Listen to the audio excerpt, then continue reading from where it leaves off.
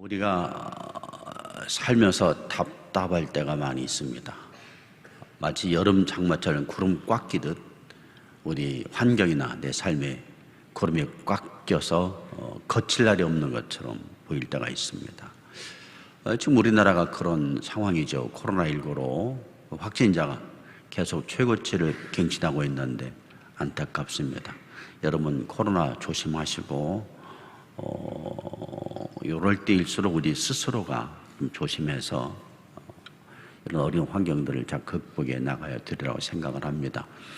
일전에 아덴만 청해부대 우리 파송된 우리 군인들이 우리 자녀들이 거의 모든 병사들이 확진된 상태에서 긴급 수송을 해서 돌아와 치료를 받고 있는데 우리 교회 권사님 아들도 거기에 속해서 좀 치료를 받고 있습니다. 여쭤보니까 많이 회복됐다고 해서 감사할 일이지만 여러분 우리 교우들 가운데에서도 확진자들이 계속 생기고 있으니까 서로 위해서 많이 기도하시고 또 주의하시고 또 나라와 민족을 위해서 많이 기도하시는 그런 우리 믿음의 태도가 되었으면 좋겠어요.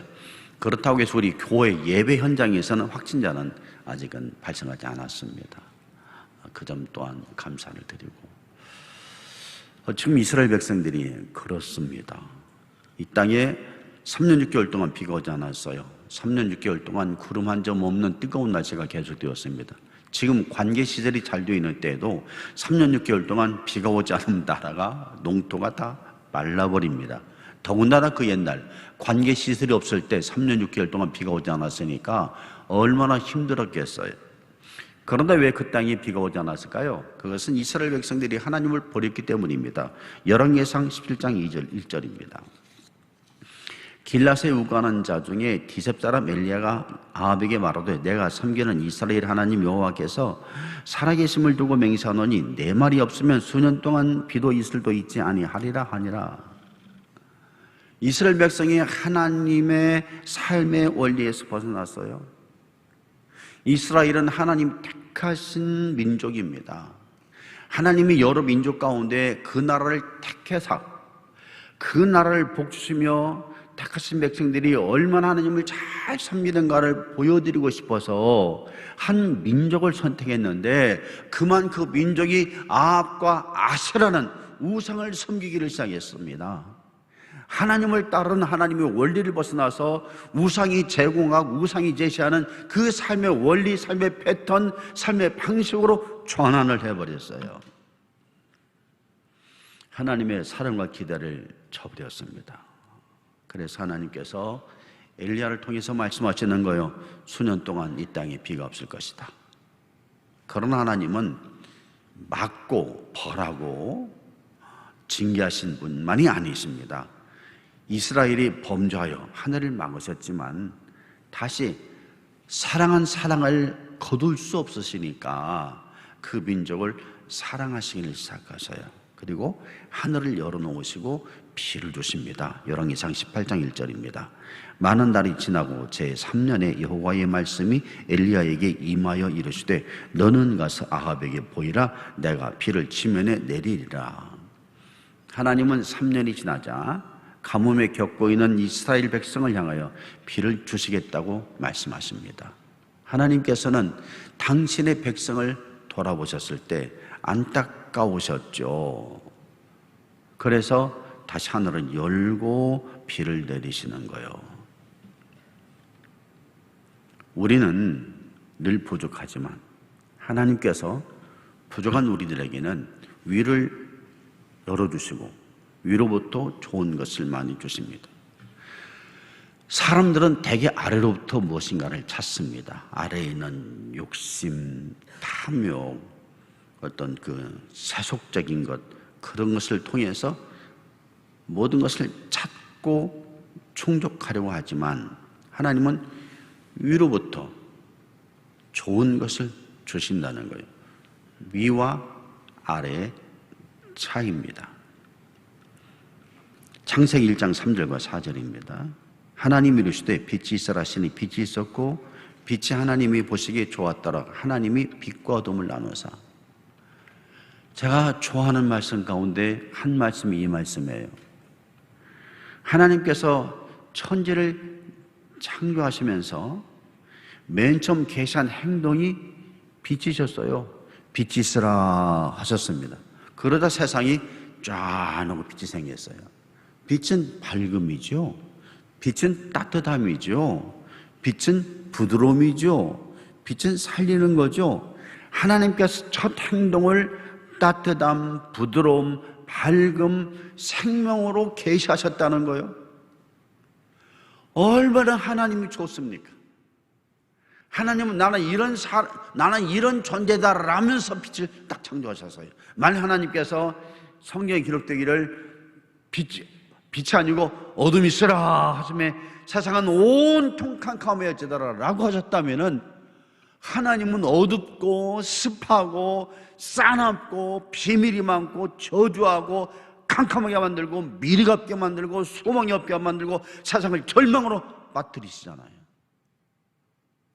그런데 하나님은 빛이 있으라고 말씀하셨어요. 참 이분이 좋은 거예요. 하나님이 빛을 주시니까 아무리 내 삶이 어둡고 막히고 힘들어도 빛이 있으니까 소망이 있는 거죠.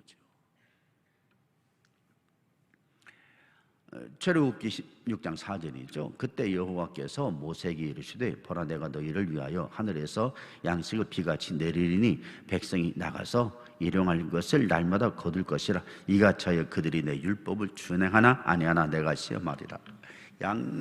양식을 주시는 거예요. 우리 살아가는 걸 주셔요. 우리 먹고 사는 걸 주셔요. 여러분 먹고 사는 것 사람이 만들지 않습니다. 하나님 주셔야 그걸 가지고 사람이 이용하는 것이지 근본적인 것을 사람이 만들지 않습니다. 쌀도 사람이 만들진 않아요. 벼라는 자체를 하나님이 만들어 주셔서 그걸 통해서 우리가 곡식을 거두는 것이지 모든 게 다 그렇습니다. 양식을 주시는 거예요. 그래서 감사해요. 누가복음 24장 29절입니다. 볼자라 내가 내 아버지께 약속하신 것을 너희에게 보내리니 너희는 위로부터 능력을 입혀질 때까지 이 성에 머물러 하시니라. 성령을 보내신다는 말씀이죠. 성령은 능력이죠. 우리들에게 지혜를 주시고 우리들에게 지식을 주시고 우리들에게 성품을 주시고 우리들에게 재능을 주시고 이 세상 살아갈 힘을 주시고 환난과 낙심 가운데에서도 이길 수 있는 힘을 주시고 이웃을 사랑할 수 있는 능력을 주시고 이런 모든 것을 주시는 거예요. 하나님께서. 내가 살아간다고요? 안 해요. 하나님이 아담을 지으시고 그 코에 생기를 불어넣는 순간부터 사람이 되었어요. 그때부터 비로소 사람다워진 거죠. 야고보 1장 17절입니다. 온갖 좋은 은사와 온전한 성품 물이 다 위로부터 빛들의 아버지께로부터 내려오나니 그는 편함도 없으시고 회전하는 그림자도 없으시니라. 능력을 주셨는데 거기에다가 은사, 재능, 달란트를 주셨어요. 내가 해야 될 것을 주셨다는 거예요. 나의 모습을 주셨다는 거예요. 나의 모습을. 그래서 세상을 완성시켜 나가도록 하셨다는 거죠. 다른 사람과 다른 나의 모습. 그게 재능이라는 거죠. 우리가 아이들을 키울 때 아이들을 재능 중심으로 키워주십시오. 그건 부탁 말씀이에요. 하나님이 주신 모습을 자꾸 찾아서 키워주셔야지 할지도 모르는 뭘 하라고 자꾸 얘기를 하면 안 되죠. 아이들 성품이 바뀌어요. 거칠어집니다. 아이들이. 자기에 딱 맞는 것을 시켜야 즐거워지지 아이들이. 그래서 창의적이 되는 거예요. 하나님은 언제나 위로부터 좋은 것을 주셔요. 그래서 바울이 외칩니다. 골로새서 3장 2절과 3절입니다. 위의 것을 생각하고 땅의 것을 생각지 말라. 이는 너희가 죽었고 너희 생명이 그리스도와 함께 하나님 안에 감추어졌습니다. 위의 것을 생각하라. 하나님께서 언제나 위로부터 좋은 것을 주시니까 바울은 위의 것을 생각하고 위의 것을 찾아라고 말을 하고 있습니다. 비록 우리가 죄를 짓고 불의를 행하였더라도 하나님은 한 번 사랑하신 사랑을 결코 거둬가지 않으시니까 그럴지라도 위의 것을 찾으라는 거예요. 그럴지라도. 저는 사람이 불완전하던 데서 상당히 매력을 가지고 있어요. 그게 매력이에요. 여러분 한번 생각해 보세요. 만일 사람이 완전하다라고 생각해 보세요. 그리고 사람이 완전하다는 것은 죽지 않는다는 의미도 있거든요. 완전하다, 완벽하다, 죽지 않는다, 똑같다는 의미가 있어요. 자, 우리가 완전하다고 가정을 해봅시다. 여기 앉아 계신 분 가운데 얼굴 모양이 다른 사람은 한 사람도 없습니다. 다 똑같아요. 완전하니까. 그러죠? 시력도 똑같고, 죄송합니다. 콧구멍도 똑같고, 콧날도 똑같고, 머리 색깔도 똑같고, 입도 똑같고, 이빨도 똑같고, 손 길이도 똑같아요. 다 완전하니까. 불완전하니까 다 다른 거예요. 완전하니까 다 영원히 삽니다. 절대 죽지 않아요. 그러니 어떤 책임감이 뭐가 있어요? 불완전하고 내 인생이 유한하기 때문에, 산 날이 많지 않기 때문에 이 짧은 날을 열심히 살아가려고 거기에 책임감이 있는 거지. 내 인생에 책임을 지고, 공동체에 책임을 지고, 가족에게 책임을 지는 거지. 영원히 살아가면 뭐 책임을 져요? 내가 내 자녀 하나 있는데 걔도 영원히 살고 나도 영원히 살아. 내가 걔 책임질 이유가 뭐가 있어? 내가 내 인생 책임질 이유가 뭐? 영원히 살아가는데, 이래도 살고 저래도 사는데. 그러니까 재미가 없죠. 부족한 것이 재미있는 거예요. 부족한 것이. 없는 게 재미있는 거예요. 없으니까 기도하고, 없으니까 더 책임지려고 그러고, 없으니까 서로 돕는 거죠. 하나님은 완전하세요. 우리는 불완전합니다. 그렇기 때문에 불완전한 사람들이 불완전한 상태이기 때문에 하나님 위를 바라보라 하시고, 위로부터 주시는 좋은 것을 받아서 쓰라는 거예요. 참 하나님께 감사해요. 너는 완전해야만 위를 바라볼 수 있어라고 말씀하지 않아요. 불완전해도 내가 완전하니까 나를 바라보아라. 그래야 네가 살아. 그러면 하나님을 바라보는 것이 뭘까요? 첫째는 기도하는 거예요. 42절 봅시다. 아합이 먹고 마시러 올라가니라 엘리야가 갈멜산 꼭대기로 올라가서 땅에 꿇어 엎드려 그의 얼굴을 무릎 사이에 놓고, 엘리야는 비가 오전 그 땅의 비를 위해서 갈멜산 꼭대기로 올라가 기도하기 시작합니다. 야고보는 엘리야의 기도의 모습을 이렇게 묘사하고 있어요. 야고보 5장 17절입니다.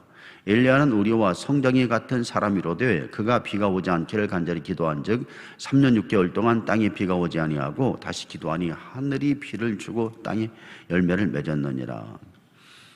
엘리야는 우리와 성정이 같았어요. 화도 잘 내고 또 삐치기도 잘하고 속상하기도 하고 또 기분 좋을 때는 웃기도 하고 똑같은 사람이었어요. 똑같은 사람. 그런데 그는 기도로 시작하고 기도로 마쳤다는 것이 특별한 모습을 가지고 있습니다. 아합이 우상을 숭배하자 기도를 해서 하늘을 닫히게 만들었고, 바알과 아세라항 선자들과 싸울 때 기도로 해서 하늘에서 불이 내려오게 하였고, 사라밧 과부의 아들을 기도로 살렸고, 기도로 기적을 베풀었고, 기도로 이방신을 섬기는 자들과 싸웠습니다. 그리고 기도로 하나님의 능력을 보여주었습니다. 위를 바라보는 것, 위를 소망하는 것, 위로부터 하나님이 좋은 것을 주신다고 믿는 사람들은 기도를 하기 시작해요. 하나님, 제가 약합니다. 하나님, 저를 도와주십시오. 이것이 필요합니다. 기도를 하기 시작. 계속 기도하는 거예요.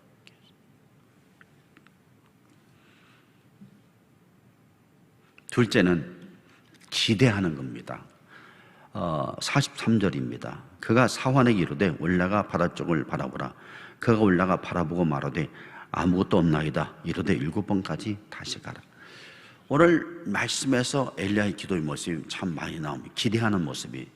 기도하기 전에 아합에게 이제 곧 비가 올 테니까 내려가서 좀 음식을 드십시오.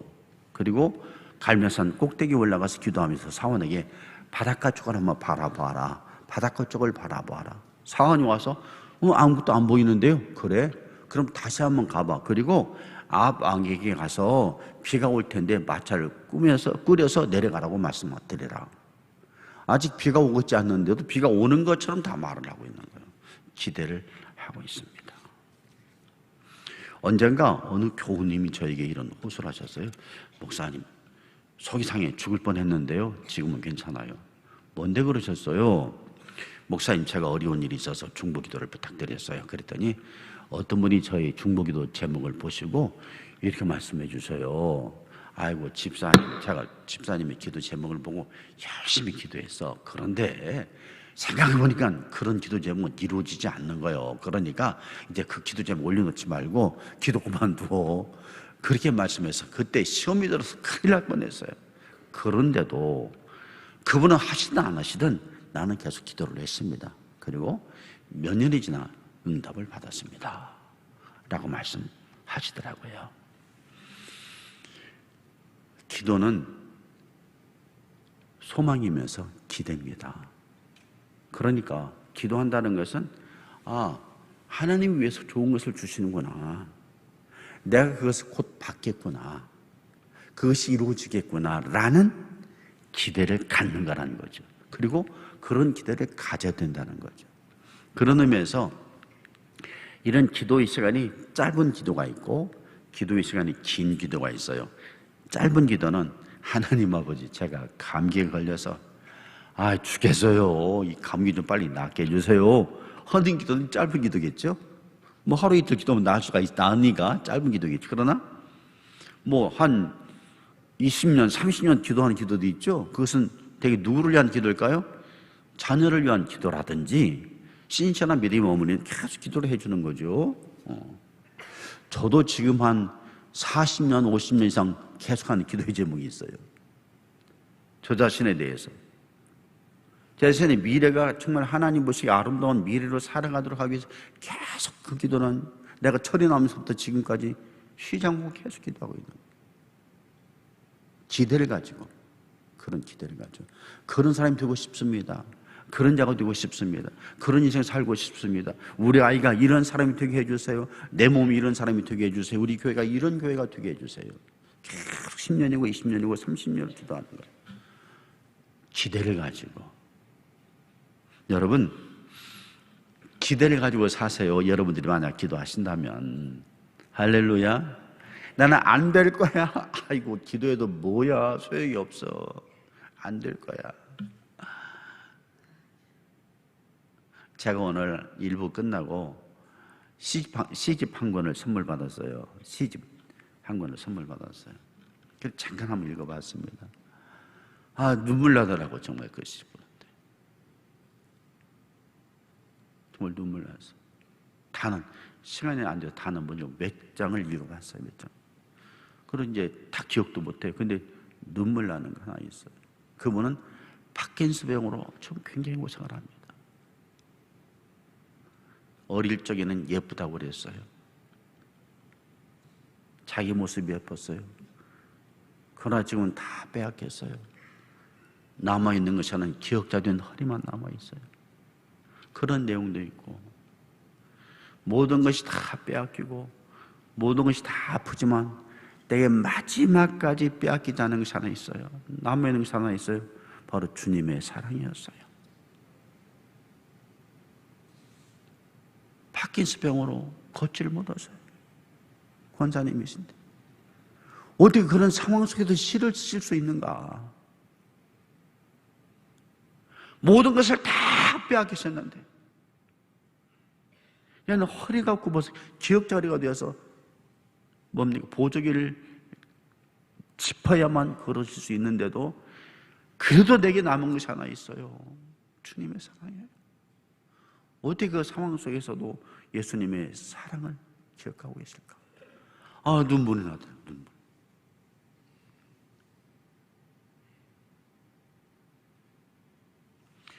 내 삶이 아무리 어렵고 아무리 힘들고 아무리 답답해도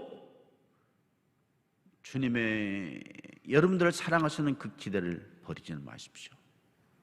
끝까지 가져가십시오.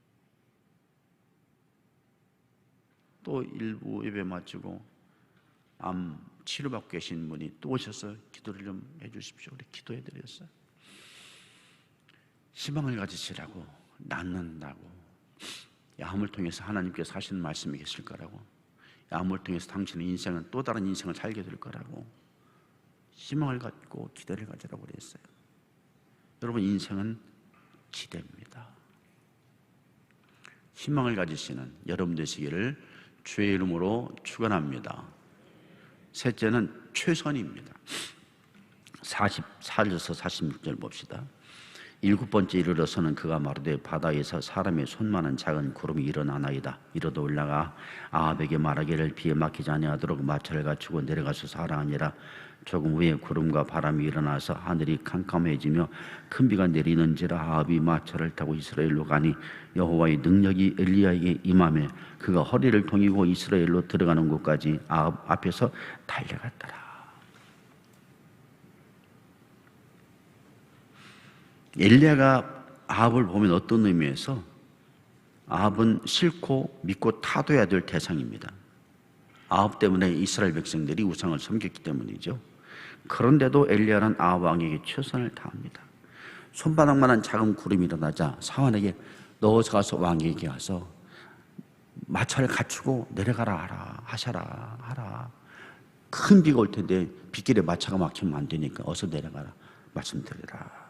그리고 큰 비가 내리자 엘리야가 허리를 잔뜩 동이고 갈멜산에서 이스라엘로 마차가 마부가 채찍을 흘리면서 비에 젖지 않도록 채찍을 흘리면서 마차를 몰고 가는데 그 안에는 아합 왕이 타고 있고 엘리야가 허리를 탁 동이고 마차 앞을 달려가는 이스라엘까지 달려가는 거예요.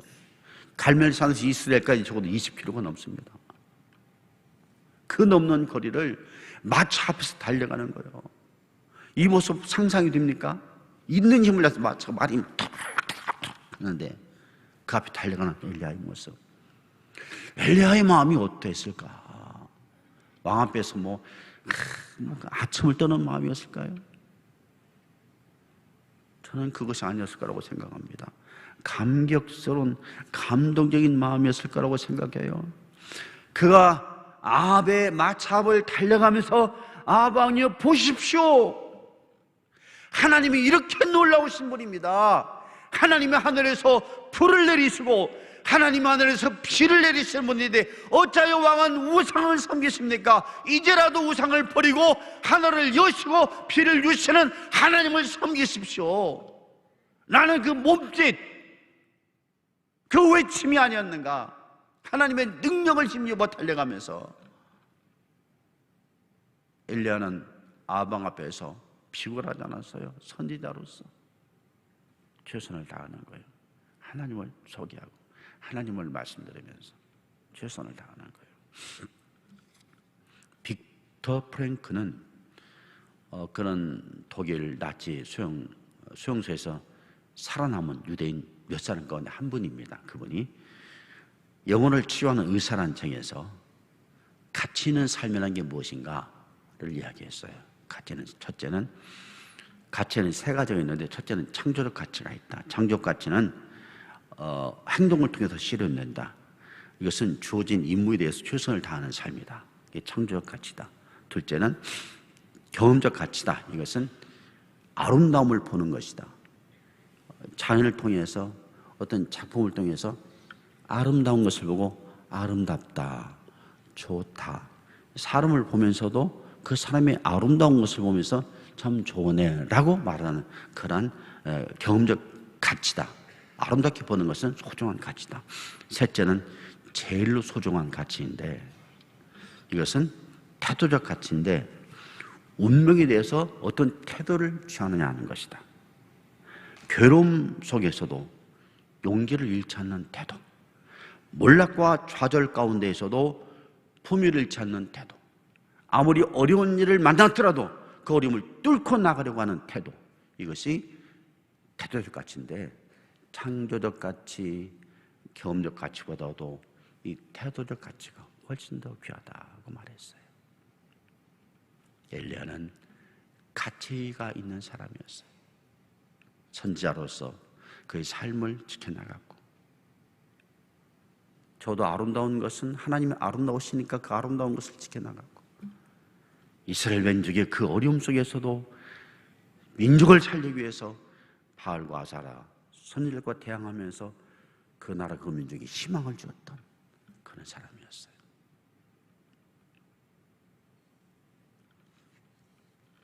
현실은 어려워요. 이스라엘은 3년 동안 비가 오지 않았지만 엘리야 통해서 이스라엘이 구원을 받습니다. 우리 현실이 더 어렵죠. 코로나도 있고 각자 개인의 삶의 어려움이 있습니다. 어려움을 만났을 때 여러분, 위로부터 주시는 하나님을 늘 바라보십시오. 그것을 믿으십시오. 하나님을 바라보면서 기도하십시오. 하나님 안에서 인생 미래에 희망이 있는 기대를 하십시오. 그리고 어려움 속에서 주저앉지 마시고 딛고 일어서려는 태도를 가지십시오. 그럴 때 여러분 안에 또 하나의 엘리야가 나오고 여러분 삶에 놀라운 하나님의 역사가 이루어질 겁니다. 그런 삶을 살아가시는 여러분 되시기를 주의 이름으로 축원합니다.